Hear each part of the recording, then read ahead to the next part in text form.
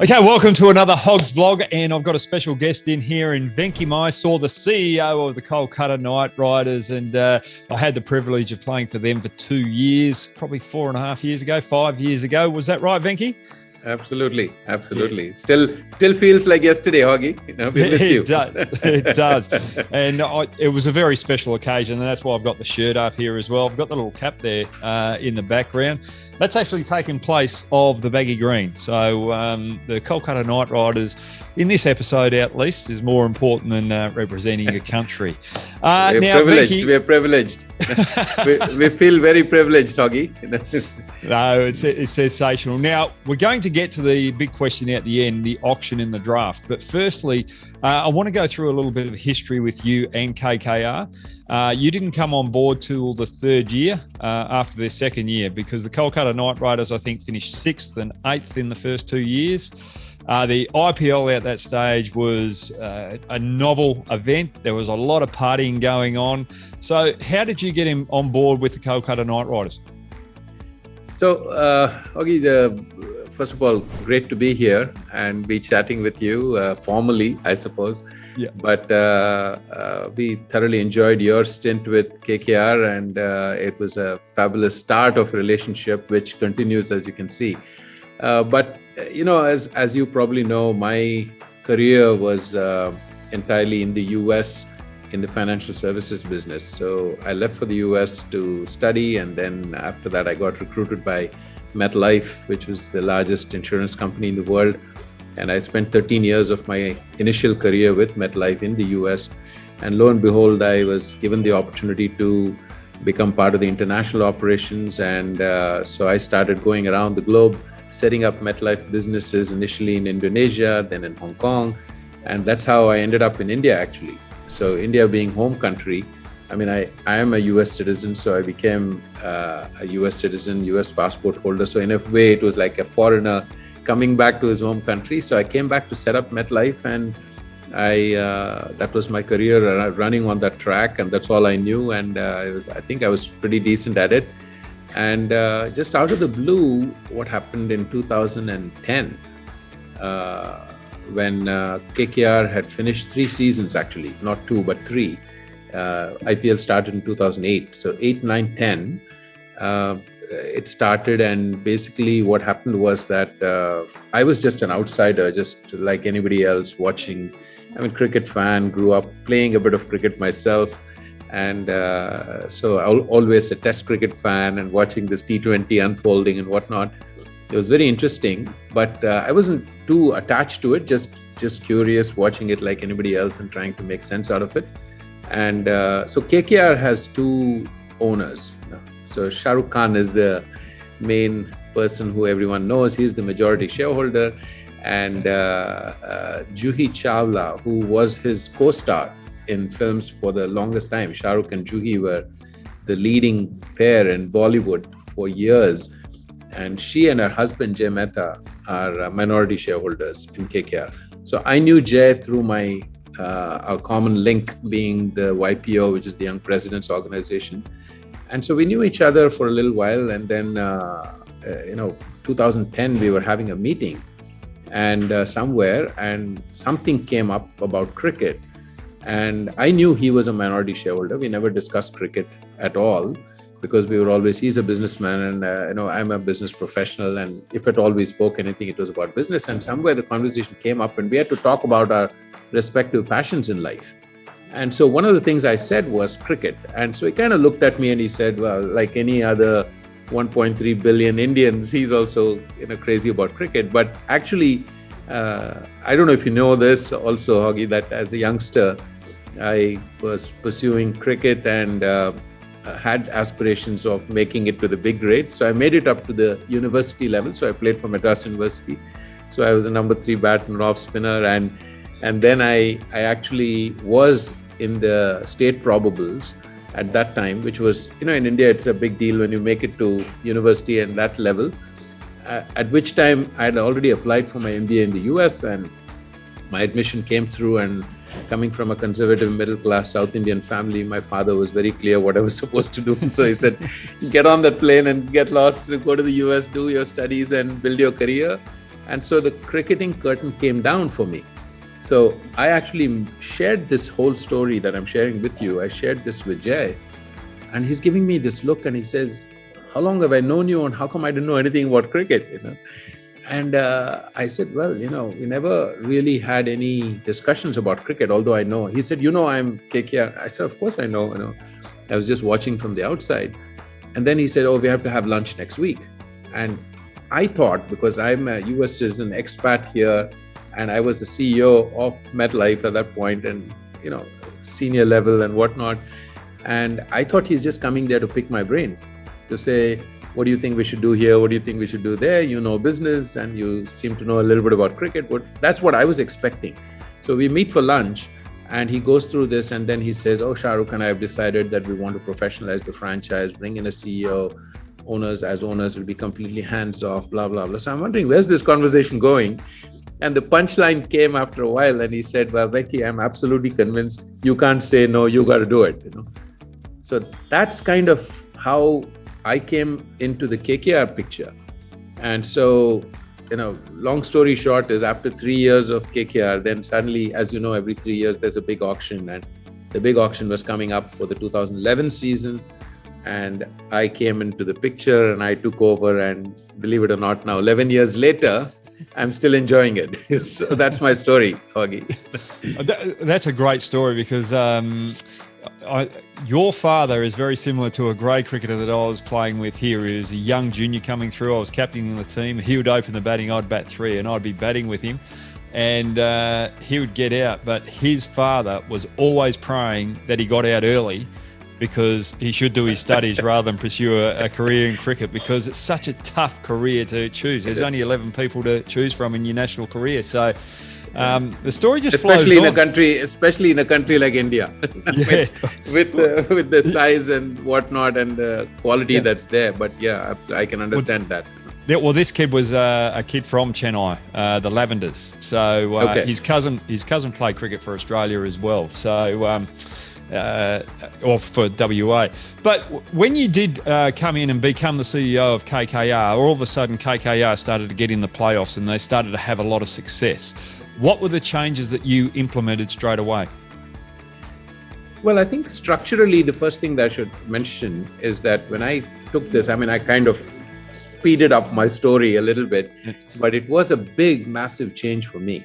Being a finance professional, working for a multinational for that many years, then making a change, I needed to make sure that the mindset of the owners were quite clear. So, as in, the first thing was about empowerment, to allow me to do what they were bringing me in to do. And if it was going to be a bit of micromanagement, I had a conversation and I said to Shah Rukh at that time, I kind of got introduced to him and I was having this conversation. I said, I've seen how IPL teams work over the last 3 years, albeit from the outside. The owners are very involved. They sit at the auction table, they've got the paddle and they've got all that. And I've also heard stories about how the owners would come and give a slip of paper to the captain or the coach and say, this will be the 11 for today and all that. I said, see, if all of that is going to happen, then you don't need me. What you need is somebody who can kind of take orders and execute. But if you're bringing me in, I'm not saying I'm going to do any magic here, but the only way I know how to operate is to be empowered and being allowed to do what I think I know how to do. And so that was the starting point. So the foundation was kind of set on that. Then we started thinking in terms of, what's the new direction that we want to set? Because for obvious reasons, everyone knew this, that KKR had practically finished at the bottom of the table the first 3 years. And we were the only one of 8 teams that were there at that point who had not made the playoffs. And that was quite interesting. All the other 7 had made the playoffs at least. And so I used to sit outside and scratch my head and say, everything, I didn't know Shah Rukh at all and Juhi and all that. And I said, listen, everything they've touched in their lives have turned into gold. I wonder how they feel about this. And so I basically came in and they said, listen, this is all yours. It's your baby. And, one of my bosses used to tell me that that's a great time to take over when someone says, Venky, you can't screw this up any further. The only direction it can go is up. So I found myself in that situation and I said to myself, what would we do differently? And the first thing that came to my mind was the old saying that one of the definitions of insanity is to do the same things over and over and again and expect different results. So I said, whatever we have tried, they've tried. I mean, they had an awesome team. I mean, you had Saurav Ganguly there, you had Chris Gayle there, you had Brendan McCullum, Ricky Ponting was part of it, Shoaib Akhtar and Omar Gul, etc. You can't, I mean, this was unbelievable. And the way IPL started, you would remember that the very first game with McCullum scoring 150 odd and winning, everyone thought KKR is just going to come and steamroll. And then everything, for some reason, things didn't work out. So I basically said, listen, we have to do something different. And we had the opportunity at that time. One of the key decisions that I would look back on my 11-year career was that decision where I put my neck on the line and basically said, we're not going to retain any player. We were allowed to retain up to 5 players. And we said, we're not retaining anybody. We'll go to the auction with the full purse and see what happens. And we'll make a plan and build it. And the bottom line was that included the players that I just mentioned to you, which became therefore controversial. So one key thing was that. Then of course we can talk a little later about some of the things that we did in terms of planning for the auction, but whatever plan we went with, we were able to, for the most part, execute. And I would say kind of the rest is history. That's a huge risk to let go of those big names. And you brought some Pakistan players up there. I don't know how, I didn't want to go down this path, but now that you've brought the Pakistan players up, there's a lot of talent over there, especially with fast bowlers. Is it disappointing that we can't get them in because of politics in the IPL? Because I just think it would boost, especially now that you've got 10 teams, I just think it would boost the quality and expose young players to fast pitch bowling. Yes and no in a way, Hoggy, because as you know, this is the Indian Premier League. So majority of it is all Indian players, and the success of Indian players is really, as we have seen, what defines the success of franchises. And you're allowed to have only 4 foreigners. And there are plenty of foreigner options who come into the auction. I mean, the best of the best, as you know. From a pure cricketing standpoint, it is disappointing because you would want to see some of that talent showcased as well. Is it making a difference to the quality of the tournament? Definitely not, because of just the variety of foreigners. I mean, some of the best don't even get picked in the auction. But having said that, there is a bigger picture here, and that goes into the realm of politics and country-to-country dynamics and some of the stuff. And I completely understand the reasons why, and it's. So that's another subject altogether. We don't want to go there. We don't want to go there for sure. But yeah, I think that would probably be the correct way of describing it at the moment. Now, you went into that auction with a full purse, but now, since you've had more experience going into the auctions, I think this is going to be your 4th mega auction, isn't it, that you've been part of? It is. Yeah, it's a long road. You've kept Andre Russell, Narine, both of your overseas players, Chakravarti and Venkatesh Iyer. Let's go with the 2 overseas players. Now, why have you gone for them? Is it because they're match winners, or because they've got a lot more freedom with their international teams where you know that they're going to come over for the whole IPL? The thought process of retention and my learning over the years, as you rightly said, 4th big auction, and someone pointed out the other day that in the entire IPL ecosystem, which includes IPL and all the franchises, apparently I have the longest tenure. I don't know whether that's good or bad, but anyway, it's there. You're doing a good job. Well, that's the trivia that goes with it. But what I've realized is that when you do retain, you don't look at players and names and emotions. You just look at the skills that are there at your disposal and the opportunity to retain. So you clinically go through the type of skills. And when you look at each one of those that you mentioned, Andre Russell, I mean, as an all-rounder, I mean, in T20 cricket, I mean, I don't think there's anybody, when he's at his best, I don't think there's anybody else who can do what he can do on the field, both with the ball and the bat. And you've seen that firsthand as well, and as a fielder. So it's very difficult, if not impossible, to get those skills in an auction, in an open bidding type of an environment. Sunil Narine, one of a kind, clearly. And also, although I say don't become emotional about this, but with Sunil there is emotion because he's been with us for 10 years. Yep. He's just 1 year less than me. And he was one of the picks that I made in a mini auction in 2012. Nobody knew his name also. Sunil Narine, and who's this guy, with a little special haircut. And what he has done for the franchise is just unbelievable. Not just on the field, but his emotion towards the franchise. Same as with Andre. I mean, Andre has been with us 8 years, and this will be the next cycle. So, and of course, we have been with both the players through the thick and thin, because Andre has had fitness issues, Sunil has had action issues, as you know. But the way he has sort of remodeled, come on, unbelievable. So very special skills there. Varun Chakravarti, again, one of a kind who has just emerged. He's a very unbelievable story, because he's not someone who came through the ranks as a professional cricketer. He was an architect by profession, and he could bowl a little bit and with the tennis ball, and suddenly he feels he can do this and do that. And we identified him through some of our coaches and scouts. Abhishek Nair in particular, Dinesh Karthik had seen him. They said, there's something here.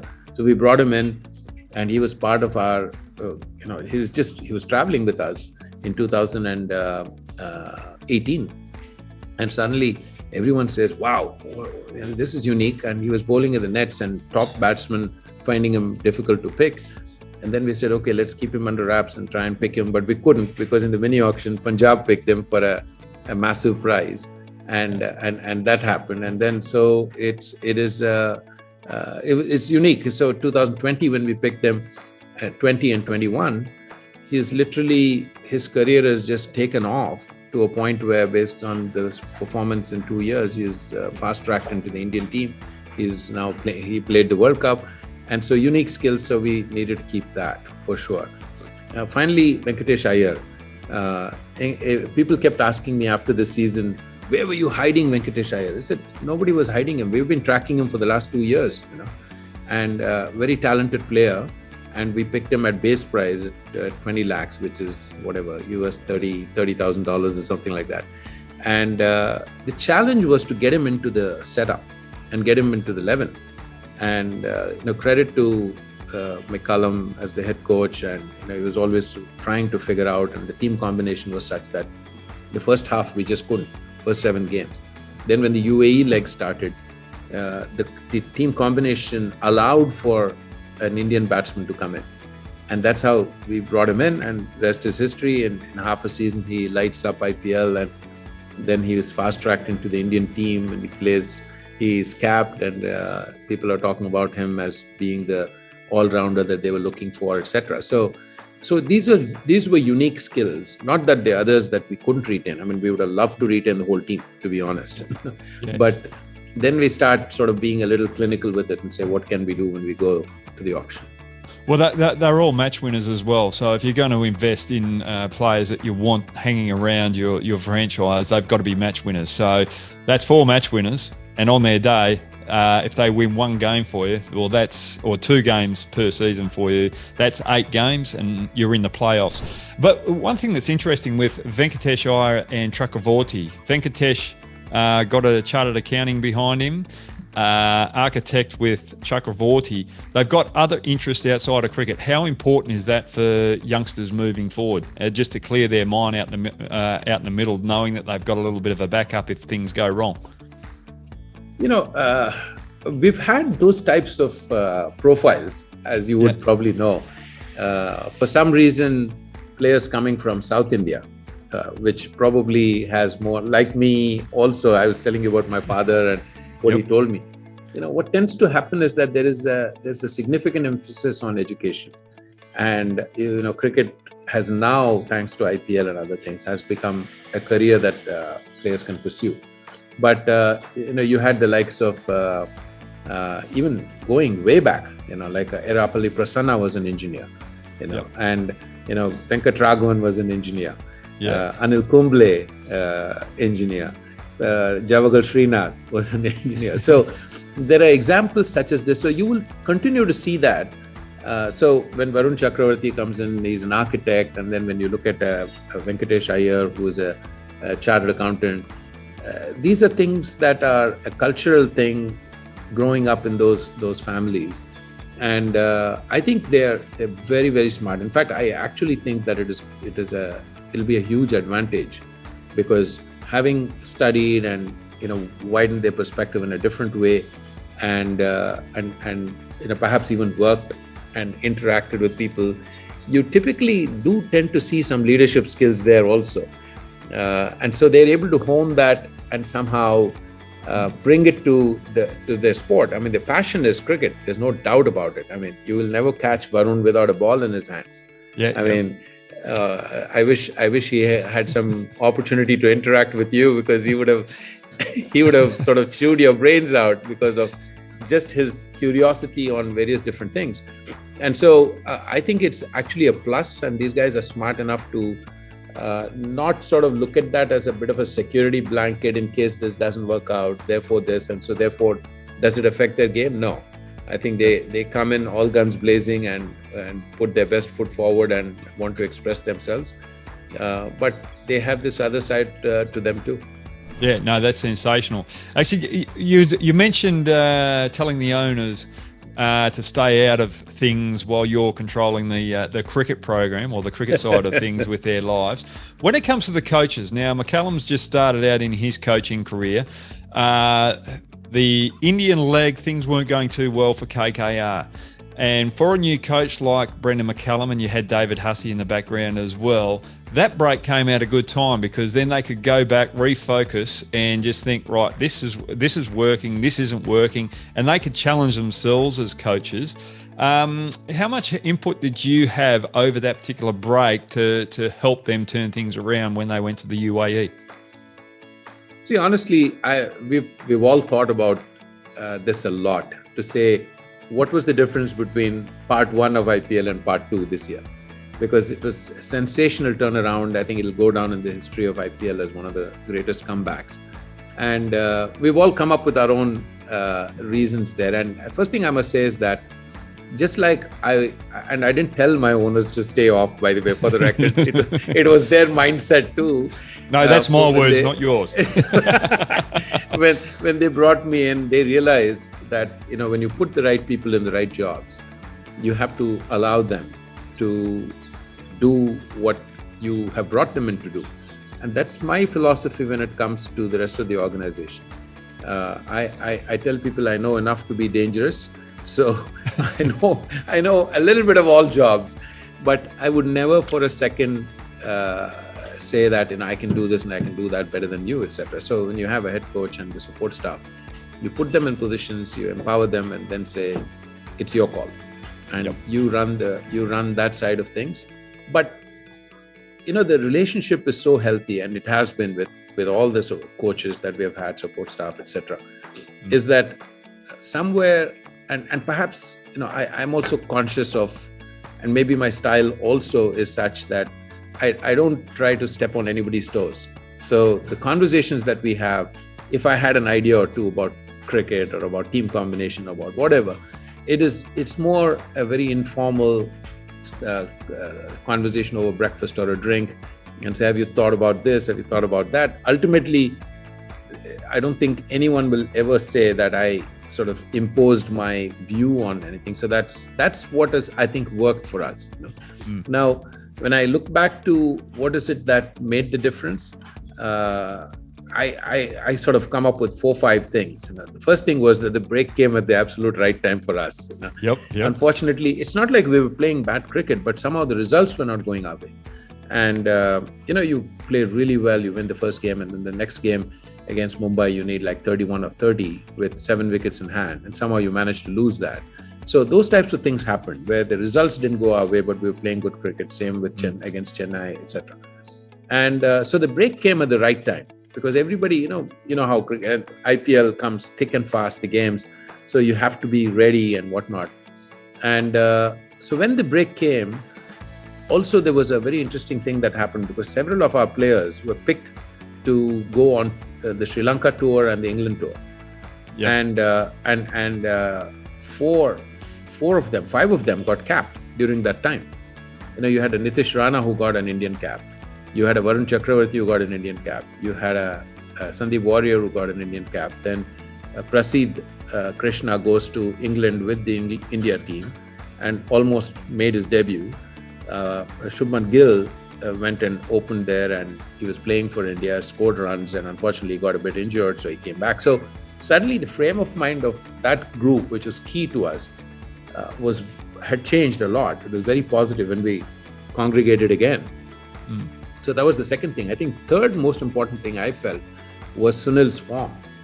And, everything that he has been working on to remodel himself, and his action. Carl Crowe from England was working with him. And it kind of came together when I saw him at CPL. The CPL season started, and then I called up Baz and I said, you know what, coach, if Sunil bowls anything like this, in CPL he was unplayable. He was literally unplayable. People, so I said, if he bowls anything like this with this new action, he's going to be terrific for us. And he just came in and took his game to a completely different level. So that was a very important thing. I think the fourth one, a lot of people may not recognize, is that I alluded to that bringing in Venkatesh Iyer was only possible because of the team combination that we had, and which meant that Andre Russell had to become the fifth bowler. And until this season, because of his fitness, that had been a bit of a question mark on that. Therefore, we needed to have one more Indian bowler as a cover for him. But one of the things that we did pre-season was I sent him to Dallas. There's an amazing facility where there is the Dallas Cowboys and the Dallas Mavericks have put together an unbelievable fitness center there. It's fitness center makes it look small, but this is like a sprawling place, unbelievable, world class, and all the people who are there. And he committed to, and I sort of pulled all my strings there to arrange for almost a 6-week training program for him, resident. So he went and stayed there. We put him up at a hotel. I sent my physio. On a daily basis, he'll be training there. At least 2 sessions, 3 sets, 4 hours every day. And that got him into a level of fitness because of which he was able to become the fifth bowler. And when we were able to do that, that opened up that one spot, which brought Venkatesh Iyer in. And he goes in and just grabs the opportunity with both hands and, did what he did. And so it's a lot of things that came together. And the only thing, me, you were part of KKR, and I don't make these speeches and say things. I'm just happy giving hugs to people or recognizing them through the Game Changer Award that I instituted after the game. But the only thing that I said when I went to UAE was, when the team was all together, I said, listen, we have an opportunity here. Depends on how we're going to take this. If we look at this part 2 of IPL as a new season and say this is a 7-game season and we have to win 5 out of 7 and go out there and give it our best, then we have a chance.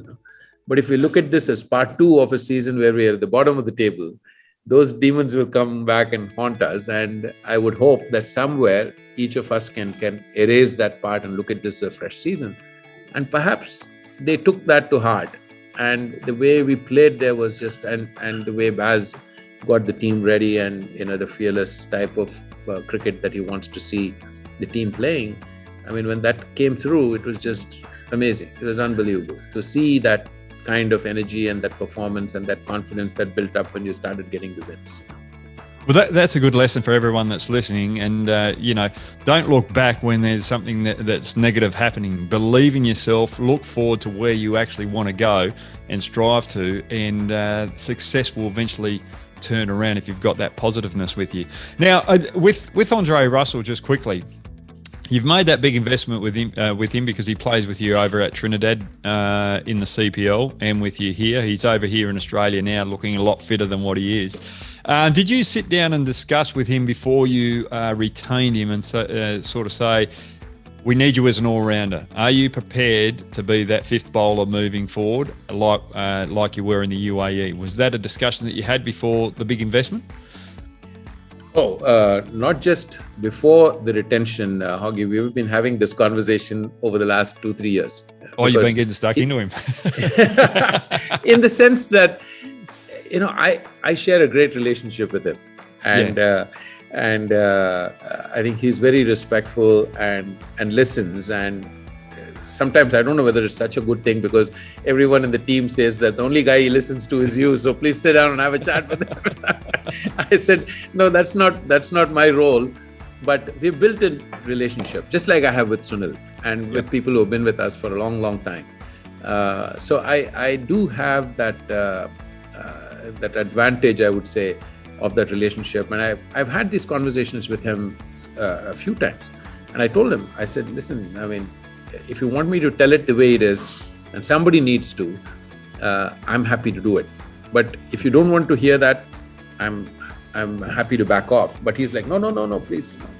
Yeah. So he said, listen, you've always had my back, and you've always, like in his typical Jamaican accent, you've got my Bachman always, and KKR has got my Bachman. So I want to do something for the franchise, and I want to give it back.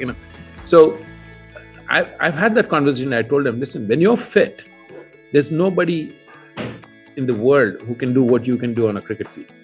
That's a fact. And all you experts say the same thing. And the other day I was watching him smash a few and listening to the commentators, and they were like, he's the number one T20 player in the world. And someone, I think Baz called him the Michael Jordan of T20 cricket.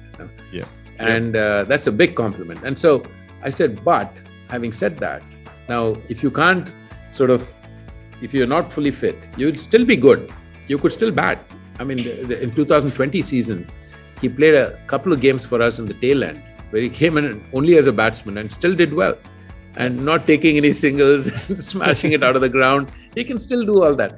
And I said, you will then start benchmarking yourself towards pure batsmen who are very, very good, who can be compared to you, to an extent. But what makes you really special and your value is because you have all the three skills, to come in and bowl 4 overs and to field brilliantly and then to come in and bat.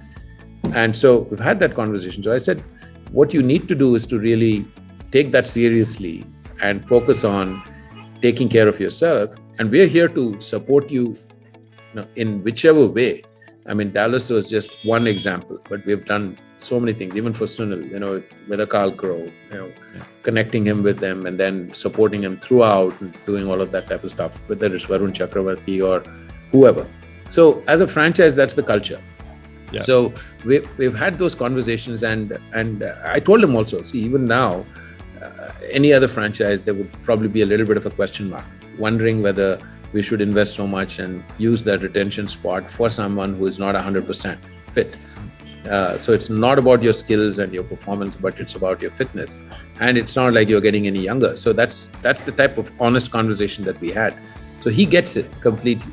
So he says, I'm prepared to put in the hard work and make whatever sacrifices I need to do. We had I jokingly tell him that when we sent him to Dallas, I said, I literally got working from your head to toe because we not only did all the fitness thing, but there's a mental skills coach there also who works with the Texas Rangers and with the Dallas Mavericks. I mean, he's a total professional. And I got him speaking with Andre and having a few sessions with him. And Andre is like, man, I've never had anyone talk to me like that. The type of questions he asked me got me thinking, So we've done everything within our powers. And to his credit, he's responded. It's just unfortunate that in 2 seasons at crucial times he's had some injuries, but hopefully, fingers crossed, God willing, he'll. I spoke with him the other day after the game, the Big Bash game, and I told him, "Hey, was it my eyes or was it the television or what? Are you looking a little thinner?" He said, "Yeah, man, I've lost some weight, man. I'm feeling lighter. I'm feeling good."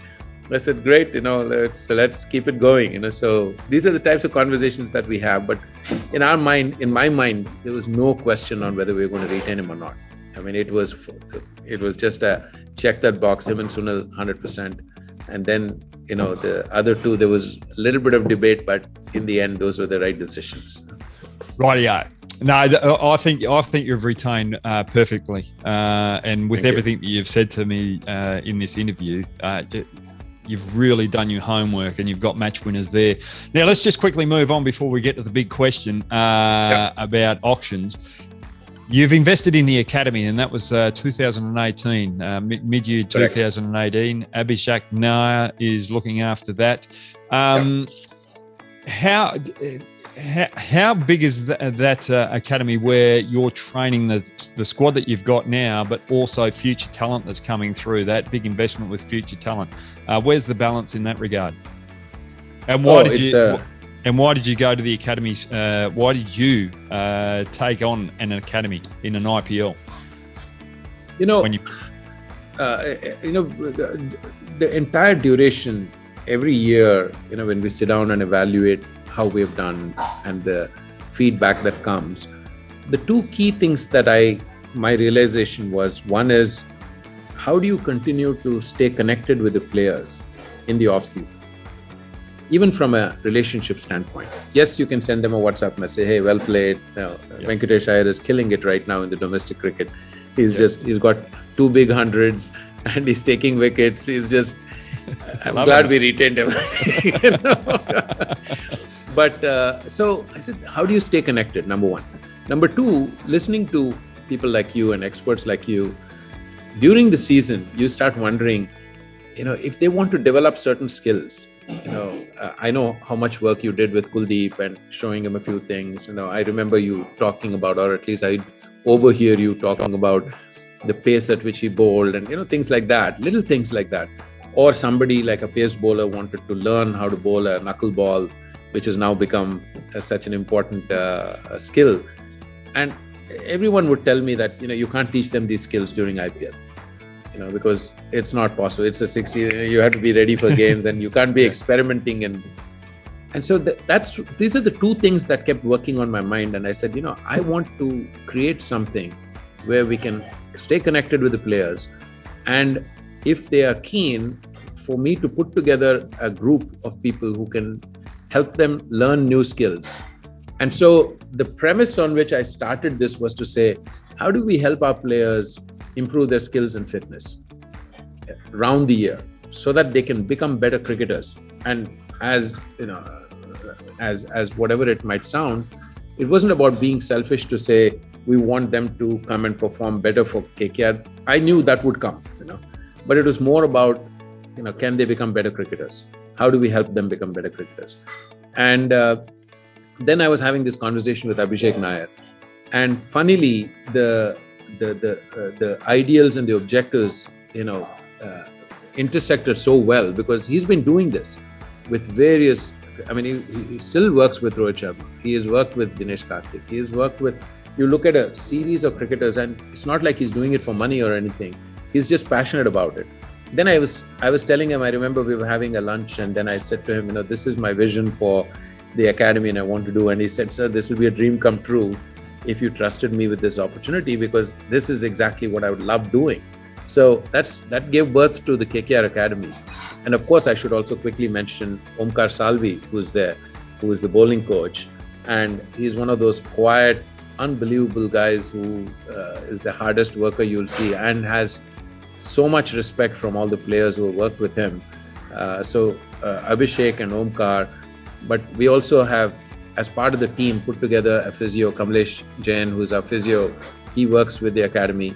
Then we have now a strength and conditioning coach, Sagar, who is actually assistant strength and conditioning under Chris Donaldson for IPL, but he works on the academy thing. And so this core group, and Srikanth, of course, our analyst, so it came together really nicely. And we said, okay, what we want to do here is to offer this to all our players who are part of the KKR squad, to say, anytime you want to do any work on any aspect of your game, we are ready to hold a camp for you. So I call it a virtual academy, because we don't have physical infrastructure ourselves, but we rent. Now there are world-class facilities that are available. There's one in Mumbai, DY Patil, which is fantastic. There's one outside of Bangalore called Just Cricket, which is unbelievable. There's one in Dehradun in the Northeast, superb. So you could actually rent these facilities rather than own them. And the quality of wickets you get and the open ground you get, center wicket, nets, and the physio rooms, the gym, everything is available. And what Abhishek does really well is he's lined up a lot of good quality bowlers, both pace bowlers and spin bowlers, who play for at a very competitive level for domestic cricket. And these guys are able to come in. And so when Mavi, for example, had some issues with his bowling, we brought him in, and then he spent 3 days with Omkar and with Abhishek and others, and is doing brilliant in domestic cricket right now. Dinesh Karthik has taken advantage of it. Nitish Rana, Shubman Gill, Rahul Tripathi, you name every, Kamlesh Nagarkoti, Varun, when he was rehabbing and coming back, we were able to do these types of things. So, and for that matter, even Andre Russell came and spent a little time in two seasons ago. Chris Lynn was talking to us at that time and saying that, hey, I want to work on some, playing against good quality spin. And we said, no problem, we'll line up 4-5 spinners, come. So this is the whole thought process around it, where, in the off season, and what this allows us to do is to interact with the players on an ongoing basis. So the connect becomes so strong, and the emotional connect also, which you can sense with the players, because they feel like, the franchise is doing something much more than an IPL contract and what they do for us during IPL, etc., which every franchise does. But this has been unique for us, and it's worked really well. And it shows, because our relationship is still very strong, even though I haven't played for 3 or 4 years, and you're always accessible on the phone and still worried about, always checking in, seeing how my wife is, and absolutely the impact she played. But let's move quickly into the auction, and then should we have an auction out the back end. But firstly, the auction, I think you've done a great job with your retention, but you've also held back 8 crore, which you can't use this year, but you can use the following year. Strategically, this has been your thought process through your experience over the last 11 years? To some extent, yes, Hoggy. I mean, some of this is also about the conversations you have with players and where you land up with the pricing on this. But having a little bit of money going into the thinking about the next auction, I'm not thinking that far ahead, but it's always a plus. Yep. when you are able to do that, because many auctions sometimes you are able to fine tune and do certain things. In fact, we picked up, Pat Cummins in a mini auction. And so you look back and you feel, when we picked Pat Cummins, Australia had not picked him for any format way back in 2014. I said, so we've done something right in spotting potential and talent there, which makes us feel really good. And again, the relationship is so terrific. But having a bit more in the purse gives you that opportunity in future auctions. And that's definitely one of the things at the back of my mind, although it's not always possible because of how the discussions, and I won't call it negotiation because we've never had a negotiation with any player. It's always a discussion saying, okay, what would make you happy? Let's look at that. And so it's always been, people ask me, was it difficult and all that? I said, everyone wanted to stay.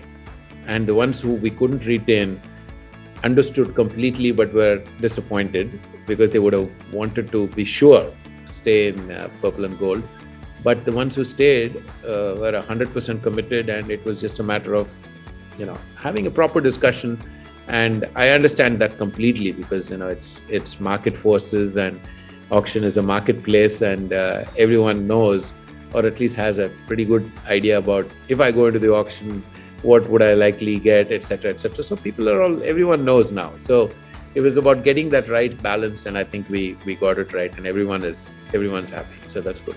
Yeah, no, I'm just looking at the retention. Keeping 2 West Indian players that get on so well is so important, so vital for a 3-year period at least, because they can stay close. When they're having trouble, they've got someone to talk to, and they can lean on each other. So that's another great aspect of your retention system in that regard. But now you've done all this work. You set up your academy. You set up an environment where you continue to have great relationships with your players.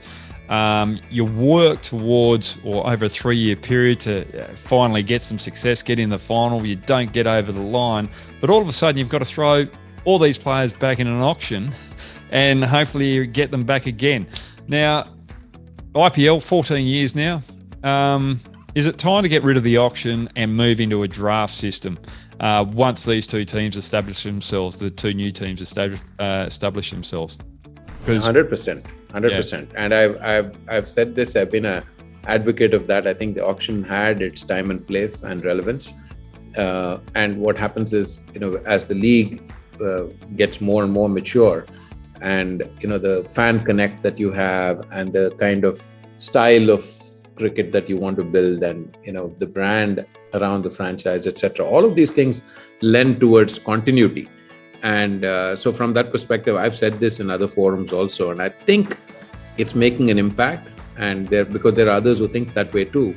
And so our thought process was that there shouldn't be this type of a forced auction where you put everyone back and then there's a debate about the retention, and someone is pulling all these numbers out of thin air and basically saying this is the deduction for this player and that's the deduction for number 2 player, etc. So I said all that is guesswork. We'll have to have continuity, and yes, the franchises should be given an opportunity to fine tune based on their strategy. So trades should be allowed, loans should be allowed, and drafts. And draft should apply to new players who are coming in, whether they are domestic players, new talent coming through, or foreigners who decide to come in and put their hat into the ring. And so when you're able to do that, then you also maintain that level playing field, because with the draft system, how the team that has performed perhaps not so well in the previous year gets a first draft pick, and it just helps to balance those things out rather than it being only a money play. And so I'm a big supporter of saying no more big auctions. Let's just go with drafts and then figure this out, and trades, and then people become smarter. How do you trade, and how do you seek loans, and how do you plan for the draft? And the draft system we are used to in CPL and other places, even South Africa, that didn't take off, that league. We had already picked our team, and we went to a draft and picked our team, and now there will be a UAE thing and there'll be a US thing, etc. So everywhere it's draft, and this auction is exciting in its own way from a viewership standpoint, but from a cricket and franchise building standpoint, I think it's probably outlived its usefulness. Oh, definitely. When you look on a marketing perspective as well, you're watching your team, you've got all these players and you're getting used to them. Then all of a sudden there's a whole new team after the mega auction, and it just blows away your marketing, the what do you call it? The appearance, or, your posters. So everyone's just involved in that family, but all of a sudden your family's been taken away and you've adopted everyone. But going back to that system, loaning players. Now, if you bring a loan in, is that for the season, or just for the number of games till the other team wants that particular player again? No, they did institute the loan system over the last couple of seasons. It is not, nobody has, it hasn't worked yet because of a variety of reasons and the way the loan system was structured, but it was for the season. And so anyone in your squad could be loaned to another franchise, provided they haven't played more than, say, 2 games for the season. And then they also put in a caveat that, the loan player cannot play against the team who has loaned him. Yep. And so that was to make sure that they were encouraged to do that, and the financials around that also. So maybe people haven't paid enough attention to it. And also what happens is that teams have still tended to, particularly because of the pandemic. I mean, we have always, the squad size is 25, but we've always maintained a relatively compact squad, 18, 19, 20. We generally don't go more than that. But this last 2 years, we've gone 25 as well. Yeah, mainly because in case of injuries, you cannot bring someone in just mid-season. They have to quarantine, and then by the time they finish the quarantine, season is over. So maybe that was another reason why loans didn't play out, because they had enough resources in the squad to not require one like that. But questions were asked. People did make some calls at least. And I got a couple of calls and saying, hey, would you consider? And they typically want your best player. So you say, no, I think he's going to play. so sorry, loan doesn't work. So I think it's good that it's there, and they will fine tune the rules and then do it in a way where people understand it better. And I think when 1 or 2 do it and it starts, because it's like trades, So we have done a couple of trades over the years. Mumbai Indians has done a few trades. So when one it happens, then others start learning from it. So, but it's a good system to avoid the auctions. Right. Now, this is the final question, Venky, because you brought something up on a previous phone call that we had. One rule change that you would like to add into the IPL in a 2020 game. And I hope you bring it up. Yes. See, I honestly think that I've generally been averse to rule changes because you don't want to confuse the fan. I think the fans are entitled to enjoying the game to its fullest, and they've understood the T20 rules completely. Well, this particular one that you brought up, yes, this one I really liked, change everything. Which was actually implemented in the 100, where it is the speed of the game, and so right now it's about financial penalties that the captain incurs for the first penalty, and then the team, and those are fairly hefty in IPL, and invariably the franchise ends up paying that, which defeats the whole purpose anyway. But the 100 brought this up and said that if there is a delay of game, the penalty is that you can have only 4 fielders outside, and so that itself is a massive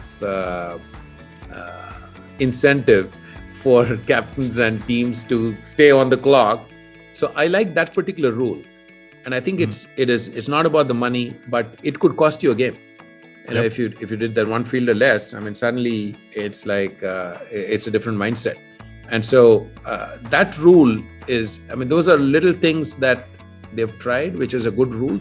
So I think that's something that I would like to see IPL implement rather than these financial penalties. And I would almost bet that games will go on without any delay. They'll find ways, because this can hurt the entire team. Yeah, definitely. I totally agree with you. And that rule came in because of your financial background. Simple as that. Yeah. Now, Venky, thank you very much for joining me. It's my pleasure. Such a privilege to have you on my YouTube channel. Everyone out there, what do you think of the rule change with what Venky's just brought in? I agree with it. And also, should we get away or do away with the auction and go to a draft system? So get your comments downstairs. And thanks very much again, Venky. Go KKR. There you go. Hoggy, thank you so much for having me. And it's always a pleasure chatting with you. And it's hope we'll do more of this in person soon. Yes, definitely, mate. Hopefully we can get travelling again. So where I am in Perth, we're not allowed to go over east. If we go over east, we've got to quarantine for 2 weeks when we come back. So whereas other states don't have to go through that. So it's a bit tough for us in WA, but I'm hoping to get over to India this year or next year for the IPL. Take care. Thanks, mate. Bye. Bye.